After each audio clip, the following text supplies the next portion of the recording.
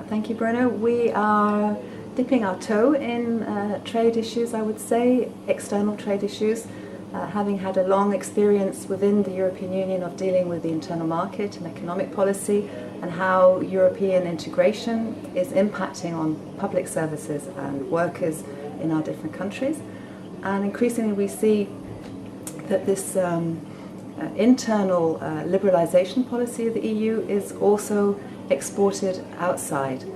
We are linked in EPSU to the Public Services International, which is the global union representing many public service workers, and we try to work together to make the EU policy coherent with, if you like, an international agenda based on sustainable development, on good social rights, on people not profit essentially, and the role that public services play in that.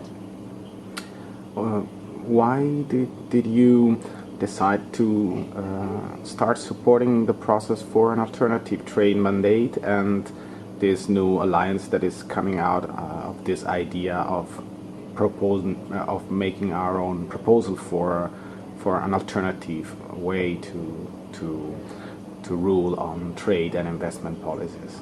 Well, EPSU, like many trade unions, were active in the Spring Alliance, which is a coalition of NGOs, trade unions, NGOs, green NGOs, social NGOs.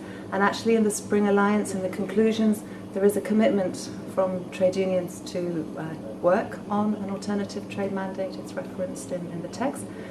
I personally got involved with Pia from the Corporate Observatory when we did some work around the EU-Canada trade agreement. And I have to say it was a bit of a learning experience where we were looking for people who had some expertise in trade issues. Our Canadian colleagues were very worried about the impact of the EU-Canada agreement on public services in Canada.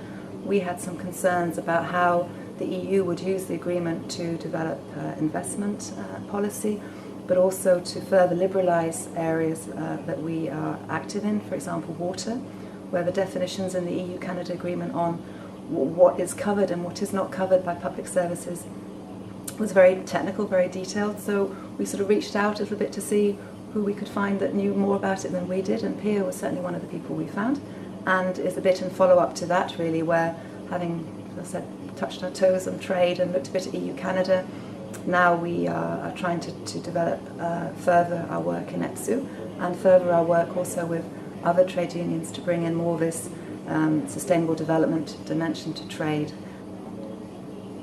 Trade policy is one of the, obviously, the key EU policies. Thank you.